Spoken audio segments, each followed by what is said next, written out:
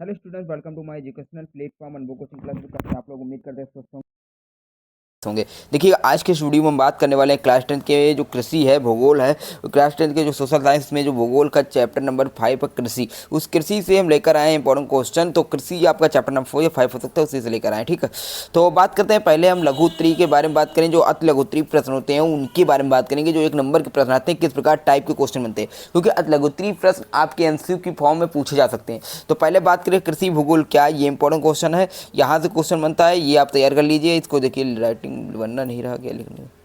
ठीक, तो आप यहाँ से कर सकते हैं। रुको 1 मिनट।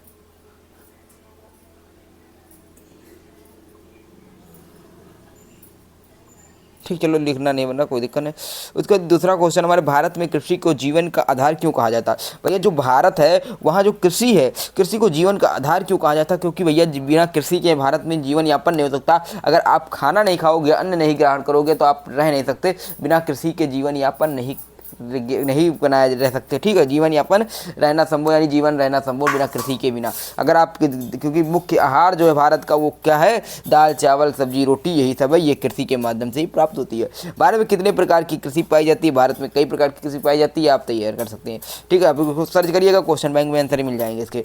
भारत में प्रमुख खाद्य फसलें कौन सी होती है, ये भी क्वेश्चन इंपॉर्टेंट आपके बोर्ड एग्जाम के लिए। नकदी फसल किसे कहते हैं, ये भी है। मिश्रित कृषि किसे कहते हैं, ये इंपॉर्टेंट है, आप तैयार कर सकते हैं। मिश्रित कृषि क्या है, इसको भी तैयार कर सकते हैं। भारत में हरित क्रांति की कब शुरू हुई, मोस्ट इंपॉर्टेंट क्वेश्चन है। भारत में हरित क्रांति से मतलब है कि जो हमारे फसलों के उत्पादन में जो हमारे फसलों के उत्पादन में वृद्धि कर दी है जिस क्रांति ने, वही है हरित क्रांति। झूम कृषि क्या है और यह कहाँ पाई जाती है, ये भी इंपॉर्टेंट है। भारत में कृषि का मुख्य व्यवसाय क्यों है, जो इंडिया है वहाँ एग्रीकल्चर यानी कृषि जो है उसका मुख्य व्यवसाय क्यों है, इसी पर लोग निर्भर हैं। ठीक है, उसके बाद भारत में प्रमुख रबी फसलें कौन कौन सी है। रबी की फसल होती 3 फसलें पाई जाती, खरीफ, रबी और खरीद। तो रबी की फसलें क्या होती है, जो नवंबर दिसंबर यानी यहाँ जैसे गेहूँ की जो फसल, ये सब रबी की फसल है। ठीक है, नवंबर के महीने में जो बोई जाती हैं, और अप्रैल मई में अप्रैल और जो मार्च में काटी जाती हैं। ठीक है, उसके बाद बात करते हैं दीर्घ उत्तरी प्रश्न, 5 अंक वाले प्रश्न, जो हमारे 5 अंक वाले कृषि से इंपॉर्टेंट है। तो सबसे नंबर 1 पर बात करें, भारत में कृषि के प्रकारों का वर्णन कीजिए, पहला क्वेश्चन। दूसरा क्वेश्चन हमारे पास है, भारत की कृषि विशेषताओं को समझाइए, ये क्वेश्चन इंपॉर्टेंट है। उसके बाद बात करते हैं तीसरा नंबर क्वेश्चन हमारे पास है, भारत में हरित क्रांति को विस्तृत वर्णन कीजिए। इंडिया में जो हरित क्रांति है उसको विस्तृत में वर्णन कीजिए। 5 नंबर क्वेश्चन है, 4-5 पेज लिखना है। ठीक है, चौथा क्वेश्चन हमारे पास है, भारत में कृषि को सुधारने के उपाय बताइए, यानी भारत में कृषि किस प्रकार सुधारा जा सकता है उसके उपाय को लिखना है। भारत में प्रमुख खाद्य फसलों का वर्णन कीजिए, भारत में प्रमुख प्रकार के जो खाद्य फसलें हैं उनका क्या करना है, वर्णन करना है। भारत में नकदी फसलों का वर्णन कीजिए, जो भारत इंडिया वहाँ नकदी फसल है उसको क्या करना है, वर्णन करना है। ठीक है, 6वां नंबर क्वेश्चन है। उसके बाद कहते हैं, भारत में कृषि प्रणाली में परिवर्तन के कारण लिखिए, भारत में जो कृषि प्रणाली है उसके परिवर्तन के कारण लिखिए। लॉन्ग आंसर है, सभी इंपॉर्टेंट है, आप करिएगा। भारत में सिंचाई विभिन्न साधनों के विवेचन कीजिए। भारत में कृषि पर मानसून का प्रभाव बताइए।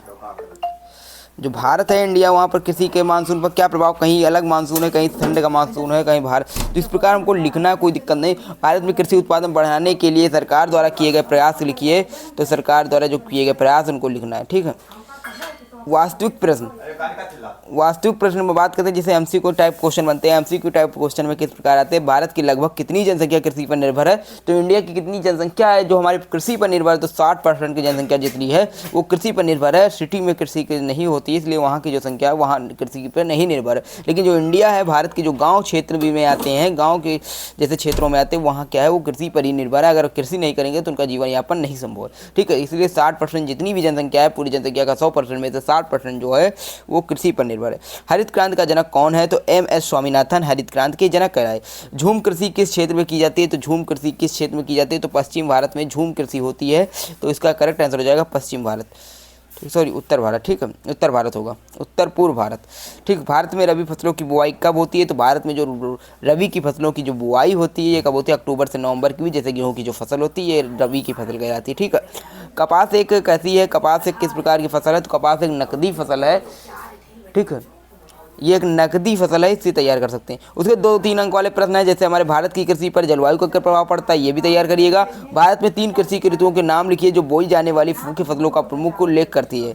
ठीक है, भारत में सिंचाई के प्रमुख स्रोत कौन कौन से हैं, ये भी इंपॉर्टेंट। भारत में हरित क्रांति, भारत की कृषि का क्या परिवर्तन हुआ, ये तैयार कर लीजिएगा। उसके बाद कृषि में मृदा स्वास्थ्य का महत्व क्या है, ये क्वेश्चन भी आपके बोर्ड एग्जाम के लिए मोस्ट इंपॉर्टेंट है। जितने भी क्वेश्चन बता रहे हैं उनका सॉल्यूशन नहीं प्रोवाइड करा पा रहे हैं, क्योंकि आपके डिजिटली जब तक डिजिटली नहीं हो जाएंगे वहाँ पर इसके माध्यम से सॉल्यूशन नहीं ला सकते, लेकिन डिजिटली जैसे कराएंगे आपको बोर्ड के माध्यम से पीडीएफ बना करके पीपीटी से हम आपको बोर्ड पर समझाने का प्रयास करेंगे। बस आपका प्यार और पोर्टफोलियो जैसा बनता रहेगा उस तरह हम आपका कंटेंट भी बदलते रहेंगे। भारत में फसलों के 2 वर्गों में बांटी है, जैसे खाद और नकदी फसल। तो खाद फसल वो होती है जैसे कि हम जैसे खाने के लिए, जीवन यापन करने के लिए, यानी जो फसल की बुआई हम खाने के लिए करते हैं वो खाद फसल कहलाते हैं। ठीक है, लेकिन जिसको हम खाली व्यापार के लिए, वाणिज्य के लिए करते हैं, नकदी के लिए, तो उसे हम नकदी फसल कहते हैं। भारत में कृषि की प्रमुख समस्याएं क्या हैं, तो भारत में कृषि की बहुत सी समस्याएं, जैसे खेत जैसे आप ये समय चल रहा है जैसे कि सिंचाई से लेकर के कौन नहरें नहीं है तो कहीं पानी की दिक्कत हो रही, तो इस प्रकार सिंचाई से भी समस्या आती हैं।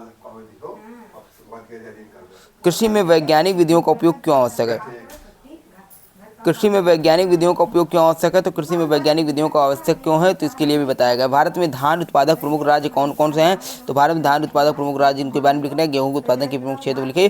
तो जितने भी क्वेश्चन हम आपको लेकर आए हैं, जितने भी क्वेश्चन आपको कराएंगे, सॉल्यूशन नहीं करा पाए, लेकिन क्वेश्चन आप लोगों ने देखा होगा, सब क्वेश्चन वीडियो पॉज करके स्क्रीनशॉट लेकर के रख लीजिए। उन क्वेश्चन को क्वेश्चन बैंक या किसी भी माध्यम से आप तैयार करने का प्रयास करिए, क्योंकि इसी क्वेश्चन से, चैप्टर से इसी क्वेश्चन आएंगे, इतने ही क्वेश्चन आपके बोर्ड एग्जाम में आने वाले हैं। ठीक है, तो मैं उम्मीद करता हूँ सेशन दमदार लगे होंगे, सेशन की जो क्वेश्चन है ये भी दमदार लगे होंगे। तो इसी तरह के वीडियो पाने के लिए आप हमसे जुड़ सकते हैं, हमारे चैनल से जुड़ सकते हैं। जो बच्चे अभी भी नहीं जुड़े हमारे चैनल से, छोटे से परिवार के माध्यम से जुड़ जाइए और बेस्ट प्रिपरेशन के लिए आप हमसे जुड़ सकते हैं। फिर मिलते हैं अगले वीडियो के साथ, अगले सेशन के साथ। जय हिंद, जय भारत।